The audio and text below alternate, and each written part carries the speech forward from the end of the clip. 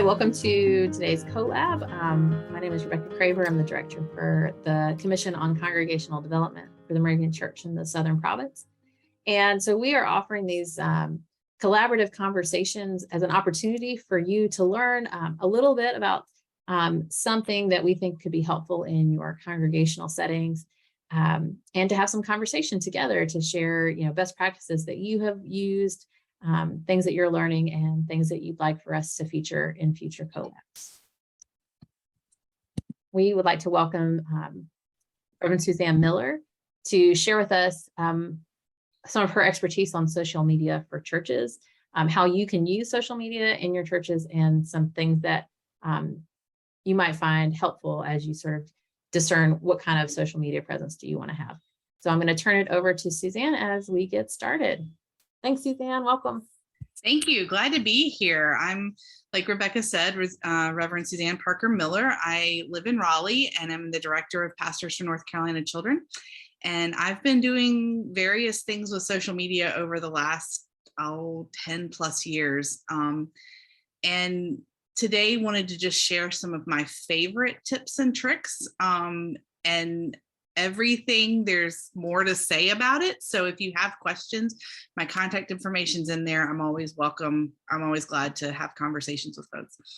So today here is social media for churches. And let's see here. Can I change the slide? There we go. So there were 6 areas that I wanted to just briefly mention as we go through the presentation today. One, we're going to start with talking about Gmail and Google Drive, and the ways that that can be utilized. The second one is looking specifically at social media accounts, which ones you might want to use or not use based on what your church or your ministry needs. 3, talking a little bit more about the graphics and memes, like what you're sharing. 4, we're going to talk about QR codes and Linktree, which are 2 resources that I highly recommend and I use all the time to help share things. 5, we're going to just briefly touch on content calendar and how you're putting out material on social media regularly. And then the last one is talking about consent and accessibility. So making sure that people can read what you're saying, and also doing things with permission. So I think those are all really important pieces of conversation around social media.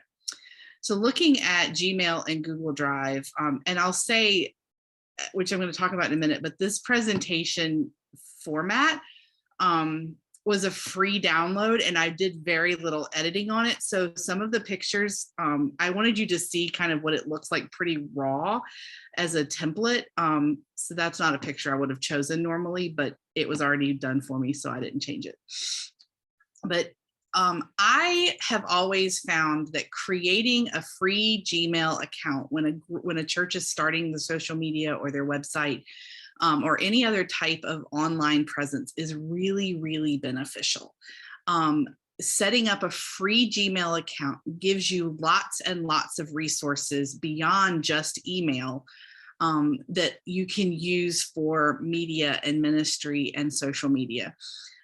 When I have set up different programs and ministries in the past, I always start by creating a Gmail account that I then use for that's the email login I use for all of the other social media and web accounts and things like that, so that they're all tied to one account that's separate from your own personal email. The reason I do that is when you want to hand it off later to someone else, because you aren't going to be the person doing this forever, and we can't think like we are. We need to be able to hand things off. So how are you going to do that? You're going to give them access to that email, and they're going to take over that account. So then it's separate completely from your own personal stuff. Gmail, if you haven't used it before, the Google suite of services has something called Google Drive that gives you lots of ability to share documents. This presentation was done in Google Drive.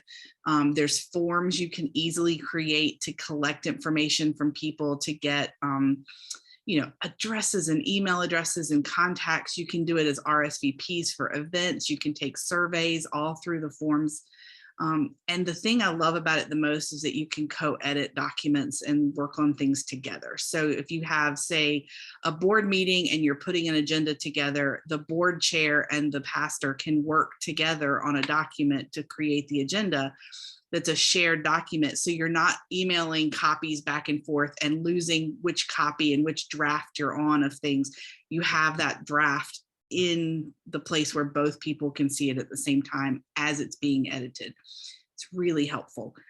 You also have Google Calendar, which a lot of churches can utilize, put it on your website, have things show up to get on people's digital calendar so that events show up. I know our congregation, the Table Moravian Church in the Western Wake area, we have a calendar for our events, and they have the date and time on my calendar. It's a separate color coded spot.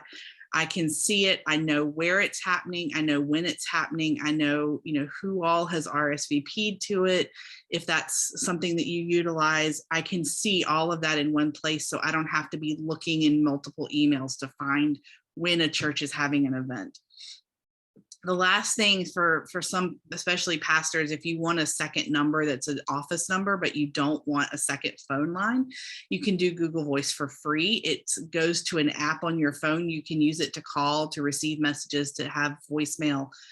It's all free though, and it's just a great second line that's part of the Google Suite. So I use that as my office number. It goes straight to my cell phone, but that way I'm not putting my public number out there as part of my ministry. For Google Documents, like I mentioned, there's documents, there's Sheets, which is like your Excel program, Slides, which is PowerPoint, Forms. There's just lots. You can also upload PDFs to the drive and be able to share those and have things housed in the drive that you can make public for people to see. I like that you can change permissions on documents. So somebody you want to be able to see the document, but not edit the document, you can give them viewing privileges. If you want them to be able to comment, to like add their thoughts in, but not change the actual document, you can give them comment privileges, or you can give them full editing privileges, and you can change that. And it gives you just that little bit of flexibility to be able to use a document with a board or with a team. Who has permission to do what. You can also, I put a link in here that I'll share this presentation out, but you can force people to make a copy of a document so that they can access it, but they can't mess with the original. So there's a real quick video about how you can make people, force them to make a copy. If this is all completely gobbledygook, then let me know and I can go through it. I'm going through a lot really fast, so just let me know if you've got questions. So social media accounts, what do you want to share and who are you sharing it with and why are we doing it? So there's lots of social media out there, but these are the 6 that are probably the most prominent types of social media: Twitter, Facebook, Instagram, and then YouTube, LinkedIn, and TikTok. Those are all very different platforms, and you don't need to be on all of them. A congregation probably doesn't need to be but on 1 or 2, maybe 3, depending on exactly how you're using it. Twitter is typically short statements, it's breaking news. It allows you to tweet at somebody like a celebrity, to be able to tag them directly and connect with them, so that you can have potentially that kind of conversation, though it's out in public. Facebook started out as the cool and hip thing. Now that it's aged a while, it tends to be those probably 40 and older. So if that's your target audience, that might be the place most churches are landing for social media. That's fine. If your church is using social media, hopefully you're using it as a page, that your church has a page, because that's outward focused. That is something that is something that somebody can visit and be able to see all of the content, events, posts, all the things that you have going on. If you create a group on Facebook, that is an inward focused event or an inward focused place. You have to join to be a member of a group. Somebody has to join it. There can be public groups, private groups, or secret groups.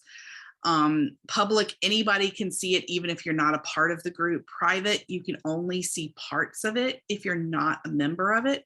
Secret, you can't even search for them. You have to just be invited by somebody else in it. You don't even know that it exists. Most churches are going to want to have pages, like I said, instead of groups, or you might have a group, that's fine. But remember that the page is what you're going to be driving people to see who have not been a part of your church before. Group is insular, page is for those who've never maybe come. Instagram is really image focused. It's a way to show pictures. And it's also a way, people call it microblogging, where you might write a short little something, like maybe just a quick comment about an article or a picture or a story that you have to share, without it being like a big, massive published blog type thing. It's a great way to connect with middle to younger age folks, so probably 40s and 50s and younger. It is pretty popular among the younger. I know my nieces use it who are in high school, so that's certainly something that they're really interested in. And then TikTok, I'm going to skip to TikTok. It is shorter videos. It's a much younger audience. You can do like 90 to a minute and a half, 2 minutes, 3 minutes videos that are real short. People think probably about little dance videos. That's kind of what it was all about when it first started. But now I've seen people use it very effectively for like a 2-minute sermon, to use it for ministry, just to share a really quick little snippet. But it is video. The last two I have, YouTube isn't really social media, but it is something good that your church, if you're posting videos, to post them onto YouTube and then link to them in your social media. So creating a YouTube platform page that people can subscribe to for your church. But that's where you can house all these videos that you're producing, or that your webinars or your church services, house them on YouTube, but then share them onto Facebook or Twitter or Instagram. Well, not really well on Instagram, but Twitter and Facebook, but having it linked back originally to your YouTube. LinkedIn is job and business related, and probably not at all relevant to church ministry, unless you have a ministry with like corporate people who would want that on LinkedIn. That I can't imagine how you would use that personally. A couple of things to really keep in mind for social media.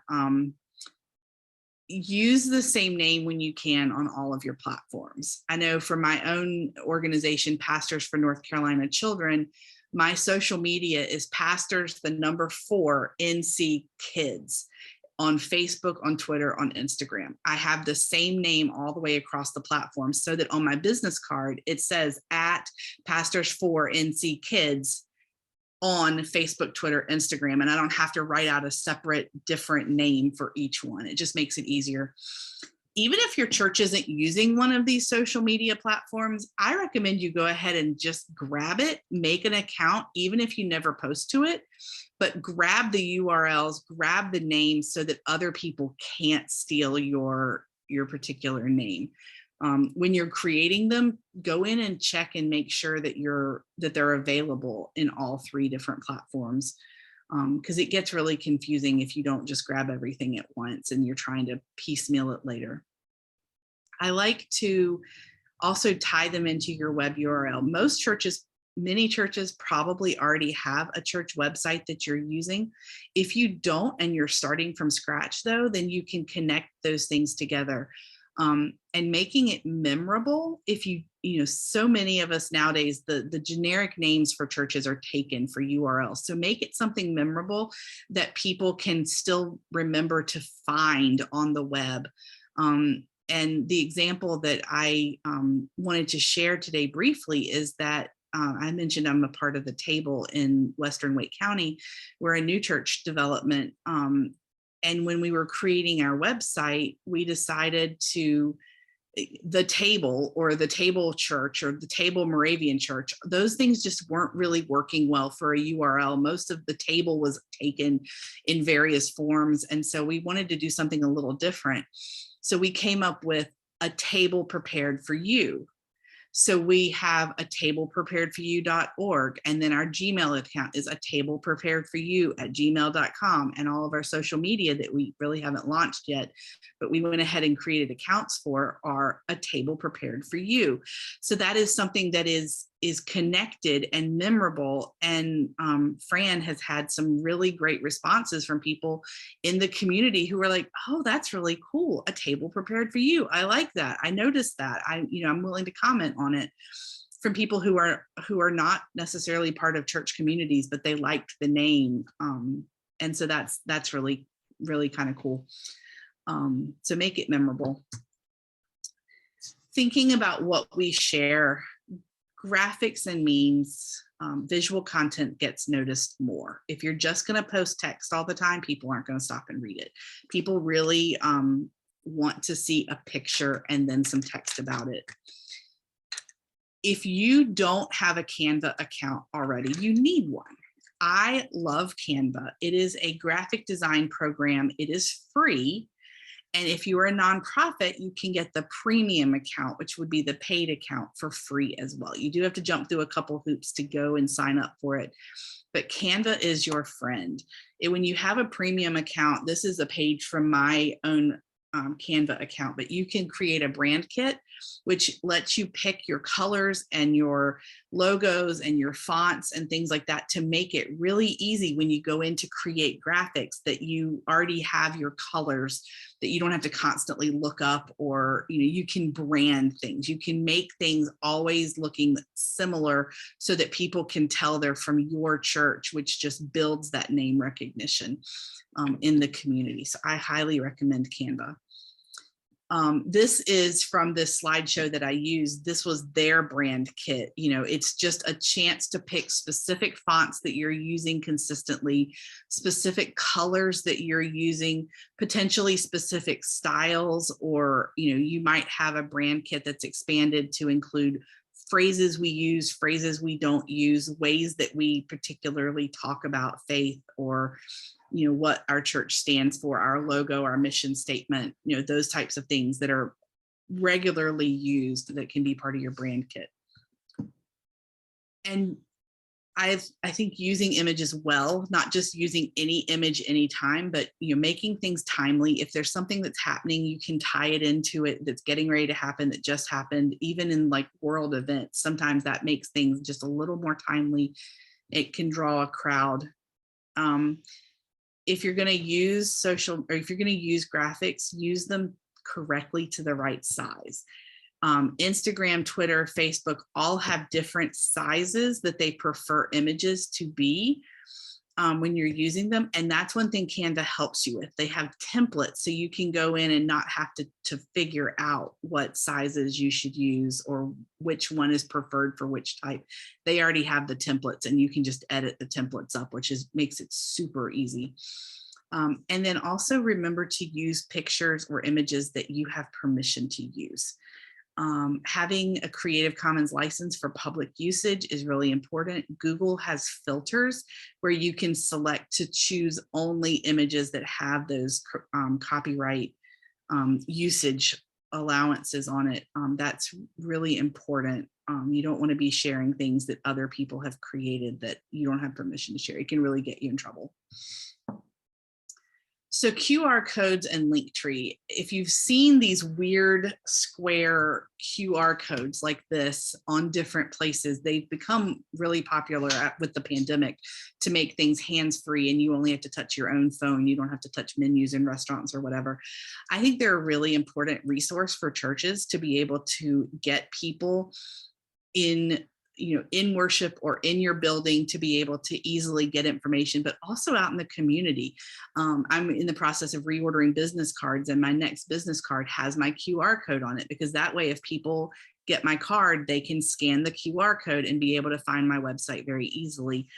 So it's just another way for people to reach information about you.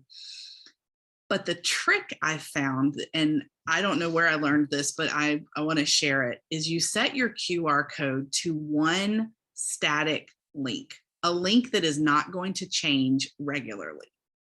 And the way that I do that, so that I don't have to keep creating QR codes, I can use one code, I can publish it on material, and I don't have to worry about it changing quickly. I do that by using Linktree. Linktree is a resource that came out of Instagram. People created it to use for Instagram, but now you can use it for anything. It's free, and it allows you to set a static link and then be able to go in behind the scenes on their site and easily change which links are featured on your list. It's a list of links.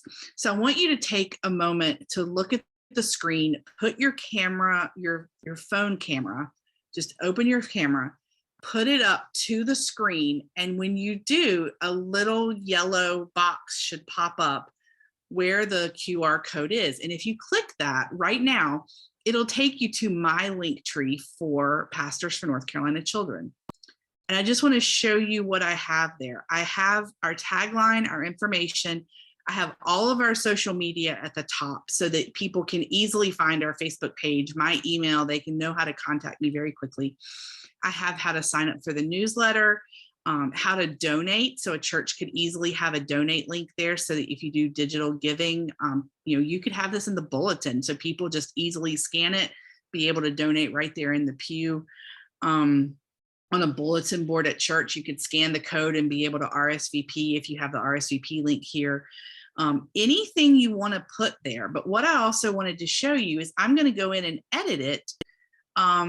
And just to show you how easily it is to move things around. So let me switch my screen here a second. Yes, Unsplash. Unsplash is on my list, Rebecca. You mentioned that. I have that in the link of resources, so that's great. Let me see if I can do a new share here. Hang on. Okay. So this page here is the back end of my Linktree account for Pastors for North Carolina Children. And you see here on the right, you can see what it looks like probably or should look like on your screen at home on your phone. But then on the left, it's the list of links that I can easily change. So here, if you look, a minute ago, I had newsletter first. Well, all I have to do is slide, you click on the little dots and then slide, and it changes the order of your links. So now newsletter, I had switched donate and newsletter, now they're switched back. Very, very easily, I can go in and change those. You can also, with this little button here, you can toggle links on and off. So if something needs to not be active right now, you can turn it off and it will just disappear, and then you can go turn it right back on. You click add a new link, you can add one in. You can, change these out every day if you want to. It can be updated whenever it needs to be. And that way it keeps content fresh, but I'm always directing people back to this one particular link through the QR code or through the Linktree link so that it allows it to be just much more flexible. It's also nice because you can see like how many times people click on it. So like, here's 14 clicks, 13 clicks. I know people are finding my newsletter and clicking on it. So I feel like it's a really great resource to help churches be able to do social media better. Rebecca mentioned Unsplash. This was another resource I had pulled up. Unsplash.com is a photo archive. You can search, and I just put the word church in here, and you can see there's lots of different images for churches. All of them come with the permission to be used, and you can go in and download the picture, and you just click download here and download it. And they do ask that you give permission. So a lot of times if I download an image, I'll just put it at the very bottom somewhere, on the graphic or on social media, Unsplash, and it gives you the text to copy and paste. So it makes it really easy. But this is great to be able to just find pictures that you want, and you can edit them too. So if you start with that and you need to add text or something, you can do that. Here's the Canva that I mentioned again. You can see here like Instagram post, Instagram story, ad, reel, like you can pick which types of posts you want. So there you get that size again, Facebook post, a cover, an event cover, they're all different sizes and it already has that figured out for you. And here's these templates. You can pick a template, you can go in and completely change it. You can edit the graphics, you can edit the words, you can edit the colors, but just makes it a lot easier to be able to go in and have graphic design resources that, most churches don't have graphic design staff. So you can really pretty easily make something that looks pretty good. And with the brand kit, I have that in here. I showed you that. This is our school newsletter that's done in Canva that we use for PTA. And my PTA president puts this together and she uses it in Canva. And then you see there, we have the QR code on it. So when we photocopy it and send it home with the kids for school, the parents can go in and just use the QR code and find all of the resources and things to RSVP or donate or whatever, all right there on the page. So we have it on there digitally and they can get to it, from their phones.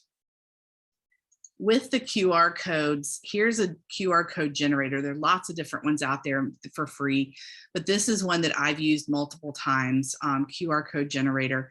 It's part of Bitly, and Bitly is a link shortener. So if you have a really long URL for some event or something that you want to share with people, you can't be like, okay, now type in www.soandsomoravianchurch.com/events. You just can't go on and on. People aren't going to be able to remember that. It's too much work. It's too easy to make an error. So what you can do is use a link shortener like Bitly, which there's multiple of those as well. This is just the one that I use. But you can shorten a link to something much smaller and more memorable. And so for the example I'm showing, my daughter sells Girl Scout cookies every January. If anybody needs any, let me know. But we found that if we put her link to her main cookie site as a bit.ly with GS Cookies Salem M, it makes it really easy for somebody to be able to find it. And then we create a QR code so people can order directly from the QR code, or if we're out selling, they can pay directly through the website without having to type in abccookies.com/blah, blah, blah, blah, blah. So Bitly really helps you create a different URL that's shorter and easier to remember. And it also tracks for you. You can see like she had 140 clicks this year for cookie sales. So it's cool to be able to go in and see how many times you've gotten clicks on something. It also can be a little discouraging, but it's good data to have to know like what all's happening. Let me switch back my screen. Okay, that's the one. So sharing content, I mentioned Bitly, I mentioned Linktree, I mentioned the QR code generator. The last one is having a digital newsletter. If your church is not moving to digital newsletters, that's something to consider because it does make it easier to share on social media. So MailChimp is just one of many that are out there. It has a free option, which is what I like. All of these options give you this data that you can track. If you're interested in data, if you're interested in growing your reach, it's really helpful to know what you're posting, when you're posting, how many people are clicking on it, how people are reacting. There's a lot, you could go into it a lot more depth of like, if you posted at 12 o'clock, it works better than if you posted at 2 o'clock, or, there's lots of different places you can research online about when is the best time to post. I don't necessarily get into a lot of that, but it is something people study and talk about. And that leads us into content calendar.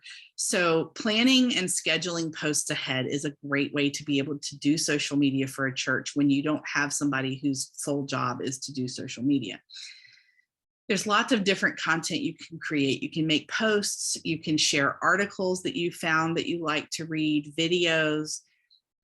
webinars, things like this, you could share out. Podcasts, if you've listened to a podcast recently that you like, all of those things give you content to be able to share.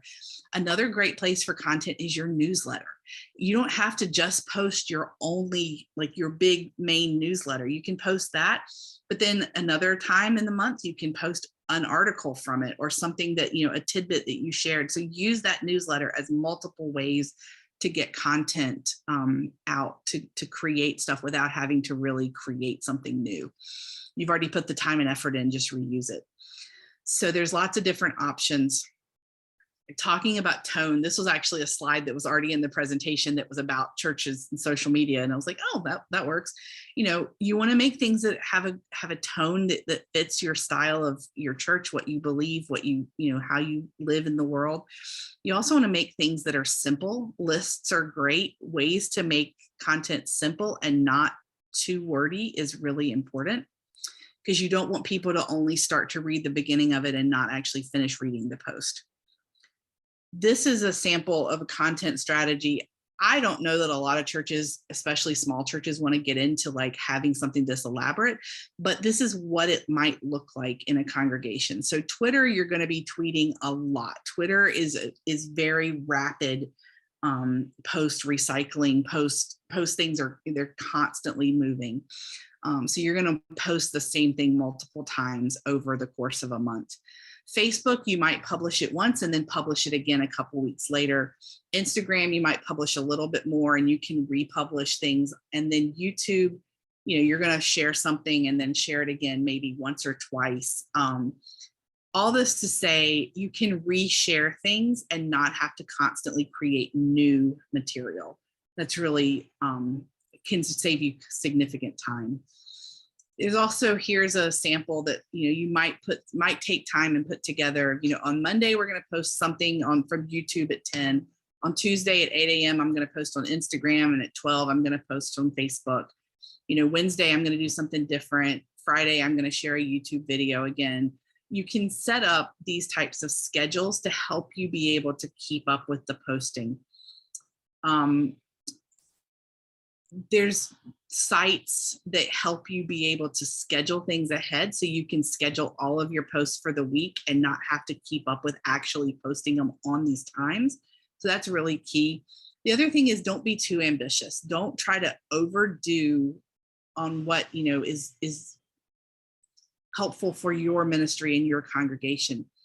At the same time, having a dead social media page is not good. If you want to show that you're active and that you're involved in things, you do want to continue to have a few posts, at least showing that there's consistency of somebody who's checking the page and sharing things at least weekly, I would think. Because I'll tell you, if I'm looking at a church and trying to find out more information about them, the first place I go is their social media. I go to their website, I go to their social media, and I see, hey, they haven't posted in 3 months. They're probably not a very active congregation. Or, hey, they've posted 2 times today. That's really awesome. It depends. Obviously, churches are varied in size and capacity. But if you're going to create a social media page, don't let it sit for 2 years and then be like, oh, I don't understand why anybody doesn't, think we're up to any ministry or doing anything in the community. So people do look at your social media and your websites well before they'll ever walk in the front door of a church. I know we're running short on time, but do's and don'ts. I'm not going to go over these, but you can read them. Hashtags I will mention in just a minute. Use a couple of them. They're helpful if you're familiar with them. Content and accessibility or consent. If you're going to be taking pictures at events, especially of your children, be sure to get permission forms from parents signed that you can, as a church, post pictures of the children and other adults really on your social media. That is really important. You don't want to be posting pictures of kids who their families would be very upset by that. You don't want to have to go in and try to bleep out a face or delete a post later because somebody's really upset about it. Be preemptive and go ahead and have just a simple form saying, yes, you can post my kids' pictures. with that though, don't put full names. Don't put, this is Johnny Smith and he's at our church today doing such and such. Be a little bit safe, use safe practices with sharing names and details, just so that you're not creating a situation where people could get information that they don't need about your families and your church. And I think it's really important that the church model inclusion with social media. For folks who use screen readers, who can't necessarily see the pictures or read the text on the screen, there's a way that they can have the computer read it to them. But the computer has to know what the words are. So including an accessibility image description at the end of you have your text and then you say image description and you tell briefly what the picture shows. That's really helpful for people who use screen readers. It's also helpful to retype whatever is said in a picture. So if you have a meme and it has words, the computer can't read the picture to know what the words are. So you need to be able to just type out the scripture passage or the quote or whatever it is in the content description so that the computer can actually read that. I think it's really a great opportunity for the church to model that inclusion of people with disabilities, to be able to help move that conversation forward and make it less awkward. People shouldn't have to ask us to make things accessible. We should be choosing to do that. Lastly, hashtags. Hashtags are used in social media to help make search terms, so you can go in and search for similar content. They're also used to add commentary, kind of as a side comment or a snarky remark or those types of things. But one thing to keep in mind that the accessibility and disability community has made me aware of is that if you write hashtags with camel letters, which is where you do some higher and some lower, some uppercase, some lowercase, you capitalize the first letter of every word if you're typing a phrase. That's using camel letters. So you want to use camel letters for your hashtags so that a screen reader can actually break apart the hashtag to read it to the person who's needing the screen read. So like if you see here, I have hashtags with the word camel letters. I have tags as a second word. Maybe that doesn't necessarily, maybe that's not a 2 words, but anyways. But Throwback Thursday is a good example. Throwback, the T in throwback begins with a capital, and then Thursday begins with a capital. I also think it's not just for screen readers. For myself, it makes it easier to read hashtags when you're looking at them, when you see the words broken apart with capitals.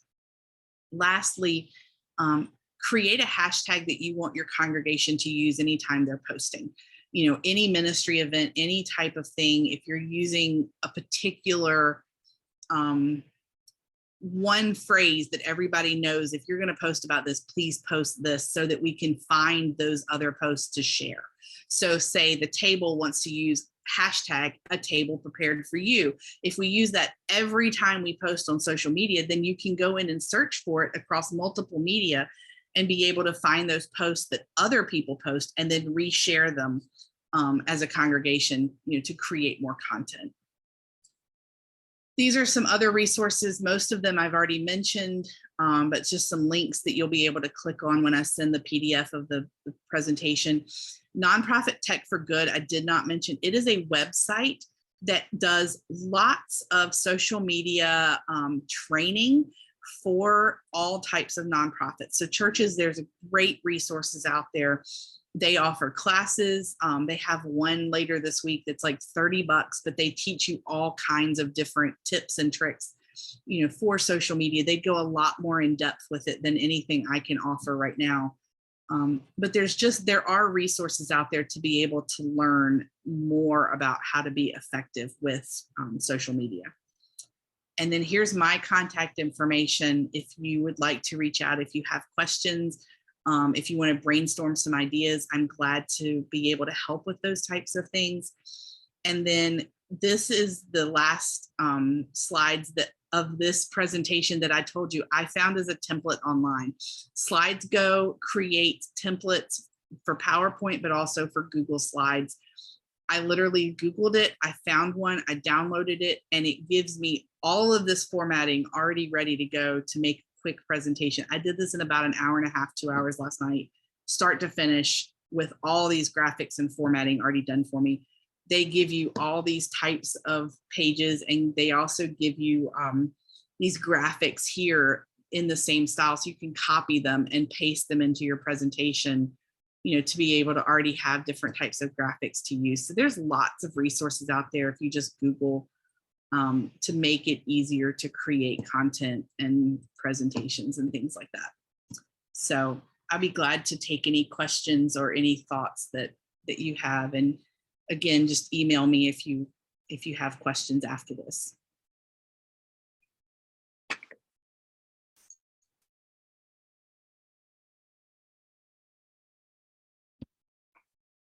When you use Linktree, Yes. have you found that there's like a maximum number of links that is like optimal on there?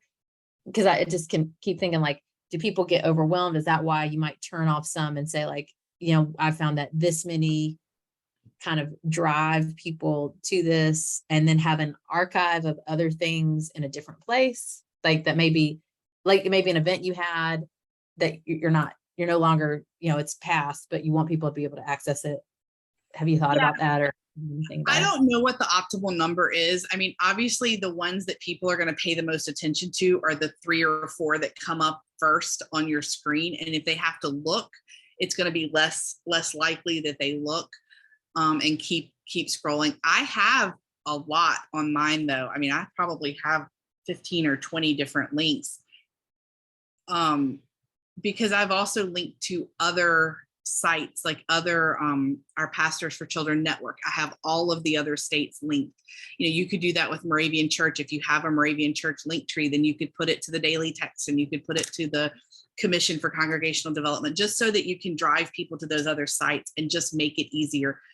I don't know what the optimal number is, but I think if it's relevant to what's happening right then, that it's a really great way to just make it easy, so that people know I can just go to that site and not have to continue to search for things.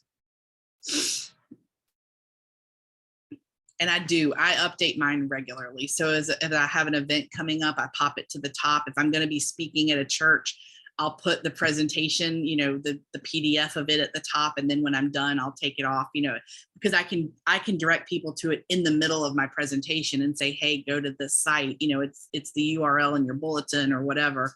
The QR code that they have right in front of them, so that they can look up something directly.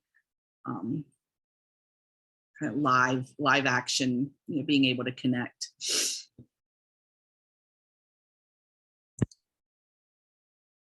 Cool. Are there any other questions?